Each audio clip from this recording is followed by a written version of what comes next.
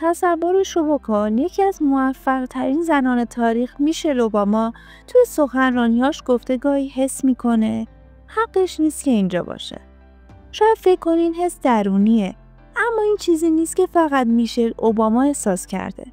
آلبرت اینشتین هم توی یکی از نامه‌هاش نوشته می‌ترسم مردم بیش از حد منو بزرگ کرده باشن. مایا آنجلو، نویسنده معروف آمریکایی، با بیش از 30 کتاب هم گفته هر بار میترسم که مردم بفهمن من در واقع هیچی نمیدونم. کیم کارداشیان با تمام شهرتش گفته گاهی فکر میکنم آیا واقعا لیاقت این موفقیت رو دارم؟ اما چرا حتی اونایی که به نظر میرسه همه چیز دارن همچنان احساس میکنن که یک روز همه اینها فرو میریزه؟ در ادامه میخوایم به عمق این حس بریم و یک راز بزرگ رو فاش کنیم و این حس رو شکست بدیم.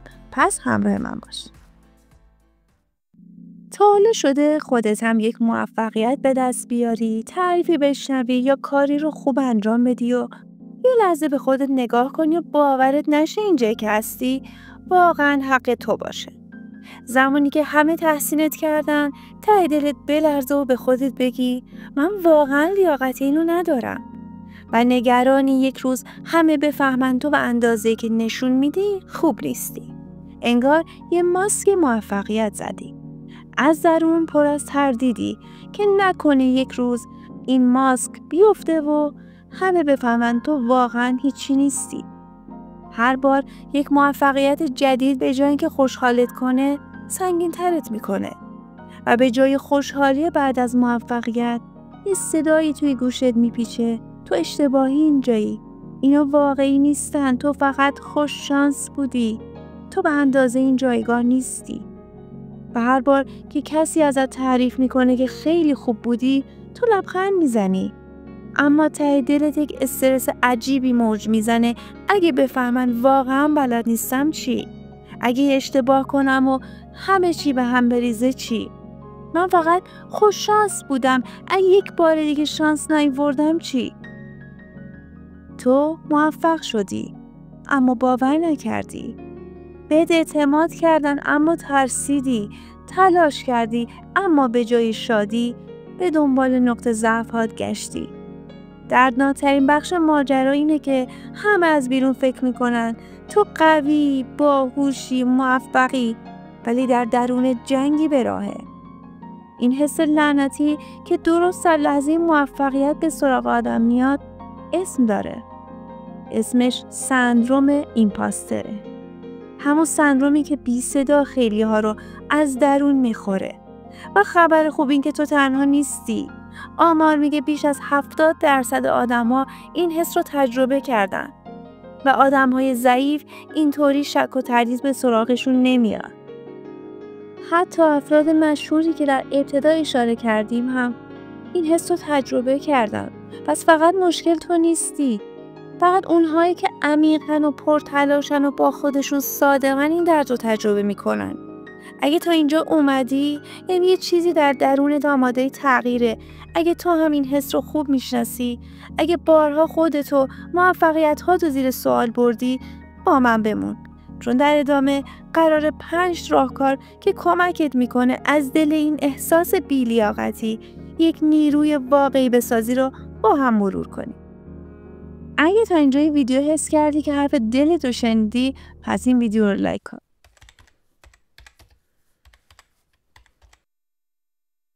شاید این حس برات آشنا باشه که یک فرصت جدید سر راهت سبز میشه، که پیشنهاد همکاری، یه مسئولیت مهم، ولی قبل از اینکه ذوق کنی یه صدایی توی سرت میپیچه، مطمئنی از پسش برمیای، نکنه گند بزنی، نکنه بقیه بفهمن چیزی بلد نیستی. و همین صدای آرومی که با شک شروع میشه کم کم تبدیل میشه به یک فریاد درونی تو لیاقتشو نداری و تو درست وسط توانایی و علاقه و موفقیت هایی که به دست آوردی عقب نشینی میکنی. خیلی وقتها فکر میکنیم باید این صدا رو نادیده بگیریم، اما فرار فقط صدای اون رو بلندتر میکنه. پس یک بار برای همیشه ببین پشت این فریادهای درونی چی پنهون شده. شاید یک خاطره قدیمی از زمانی که کسی بهت گفت تو نمیتونی. شاید ترس از شکست. شاید ترس از قضاوت دیگران. و یا شاید صدای کودک ترسیده‌ای باشه که یک زمانی شنیده تو به درد هیچ کاری نمیخوری. تو باید کامل باشی، بهترین باشی و هر جایی که اشتباه کردی تحقیر شدی. و هنوز همون صدا در درونت مدام تکرار میشه و نمیذاره باور کنی موفقیتات نتیجه تواناییات نه یک تصادف. اما وقتی که بتونی از حالت ترسیده خجالتی تبدیلش کنی به یک صدای آشنا و قابل درک، متوجه میشی که این صدا دشمنت نیست، بلکه یک بخش ترسیده از وجودته. و تو الان بزرگ شدی، میتونی اون صدا رو آروم کنی. فقط کافیه دفعه بعدی که اون صدا اومد باهاش نجنگی و با خودت همون جوری مهربون حرف بزنی که با یک دوست صمیمی صحبت میکنی. ازش بپرسی که از چی ترسیده. ترساتو بنویس و بعد موفقیتایی که کسب کردی رو بهش یادآوری کن. بهش بگو که این دستاوردها واقعیه. حتی قدم‌های کوچکی که برداشتی رو بهش یادآوری کن و یک لیست تهیه کن از هر چیزی که ساختی و مطمئن باش خیلی‌ها رو فراموش کردی چون ذهنت فقط ضعف‌هاتو برات نگه داشته. جیجی حدید طراح لباس معروف میگه در مواقعی که احساس میکنم به سندروم ایمپاستر مبتلا شدم و هر اونچه که در زندگی یاد گرفتم فکر میکنم. پس در قدم اول برای غلبه بر این حس ترس یک لیست از موفقیت‌ها هر چند کوچک تهیه کن و بابت رسیدن به این موفقیت‌ها به خودت هدیه بده و از خودت تشکر کن که در همین سختی‌ها در کنارت بوده و به خودت حس لیاقت رو تلقین کن.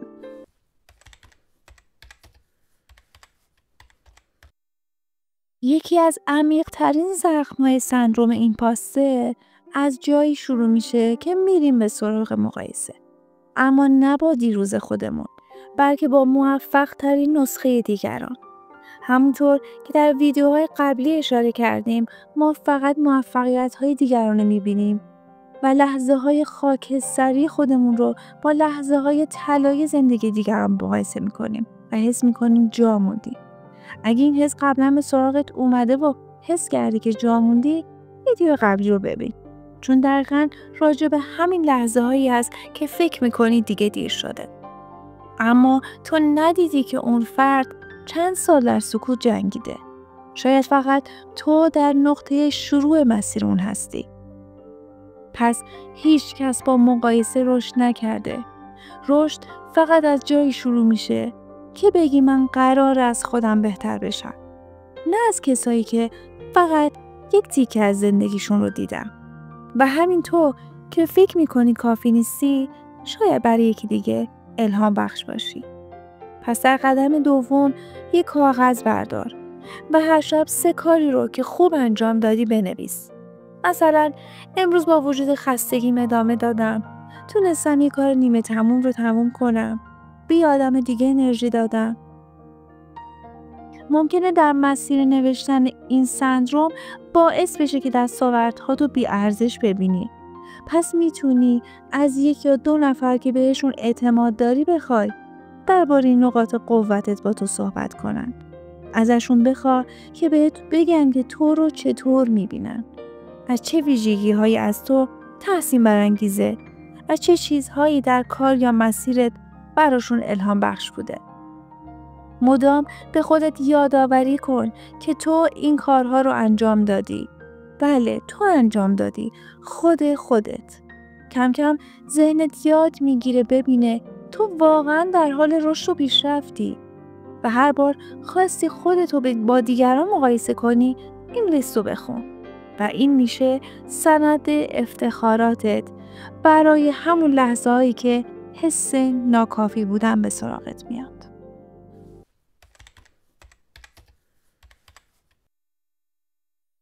ایمپاستر عاشق آدم‌های کمالگر است. تو رو قانع میکنه که تا وقتی همه چی عالی نیست، تو نباید هیچ کاری بکنی. ولی حقیقت اینه هیچ چیز با سکون عالی نمیشه. فقط با شروع کردن و تکرار میتونی به نسخه بهتر از خودت تبدیل بشی. گاهی تنها راهش شکست دادن این حس عملگراییه. نه فکر کردن و بیشتر خوندن و منتظر اعتماد به نفس بودن. فقط یک اقدام کوچیک میتونه بهت ثابت کنه حتی وقتی شک داری هم میتونی از پسش بر بیای. پس در قدم سوم کاری که مدت هاست منتظری کامل انجامش بدی رو امروز شروع کن و به ذهنت بگو فقط 15 دقیقه این کار رو انجام میدم و همین سادگی میبینی که دوست داری ادامش بدی.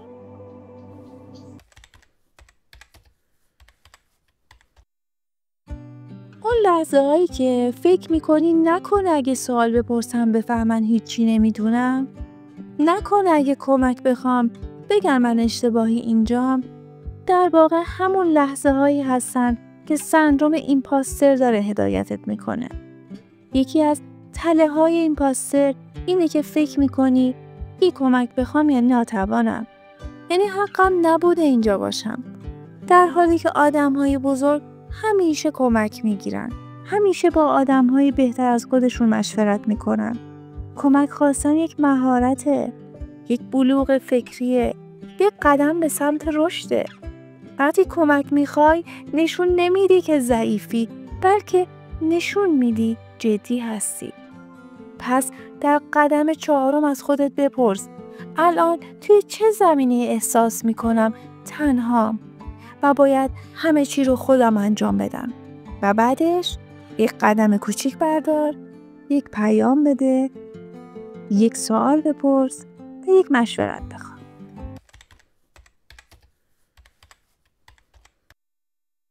یکی از دلایل سندروم ایمپاستر اینه که مدام به دنبال اثبات خودمونیم.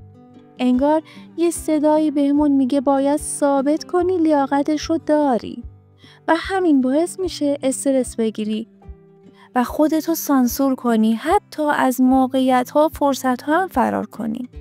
پس به جای اینکه به دنبال اثبات خودت باشی، به دنبال ساختن ارتباط باش. به جای اینکه فکر کنی قرار قضاوت بشی، فکر کن قراره با آدم‌های دیگه یک گفتگوی واقعی داشته باشی. به جای اینکه بخوای متخصص‌ترین فرد به نظر برسی، از تجربه‌هات بگو، از چیزهایی که یاد گرفتی. اینطور به جای اینکه درگیر نقاب زدن بشی، خود واقعی تو می‌بینی. و جالبه همین خود واقعی دقیقاً همون چیزیه که مردم باش ارتباط میگیرن. پس در قدم 5 هر وقت خواستی کاری رو انجام بدی ولی استرست نمیذاره، از خودت بپرس الان دارم تلاش میکنم خودم رو اثبات کنم یا یک ارتباط واقعی بسازم. گاهی فکر میکنی اگه بیشتر بدونی، اگه بیشتر تلاش کنی، بالاخره یک روز احساس لیاقت میاد. ولی واقعیت اینه که سندروم ایمپاستر با دانسته‌هات از بین نمیره، بلکه با پذیرش خودت از بین میره. تو امروز با بخش‌هایی از خودت روبرو شدی که شاید همیشه پنهونش کرده بودی. با همون صدای شکاکی که همیشه میپرسید مطمئنی بلدی؟ مطمئنی لایقشی؟ ولی تو امروز یک قدم بزرگ برداشتی و دیدی تنها نیستی. حتی آدم‌هایی مثل میشل اوباما، انیشتین و خیلی دیگه هم این حس رو داشتن، اما نذاشتن این حس جلوشون رو بگیره. گاهی سندروم ایمپاستر فقط یک حس بی‌لیاقتی نیست، یک نشونه است. نشونه فاصله‌ای که با خودمون داریم و گاهی با همه دنیا. و این فقط داستان تو نیست. خیلی از ما تنهایی رو زندگی میکنیم. یکی چون تصمیم گرفته تنها باشه، یکی چون جدا شده یا عزیزی رو از دست داده و یکی هم چون کنار آدم‌ها باز هم احساس تنهایی میکنه. برای همه ما یک سوال مطرح میشه: اگه قرار تنها زندگی کنیم، چطور میتونیم از این تنهایی قدرت بسازیم؟ نرنج. و این موضوع ویدیو بعدیه، هنر تنها زیستن. اگه احساس کردی تو هم جایی در مسیر رشدت با این حس‌ها روبرو شدی، کانال رو سابسکرایب کن و منتظر ویدیو بعدی باش.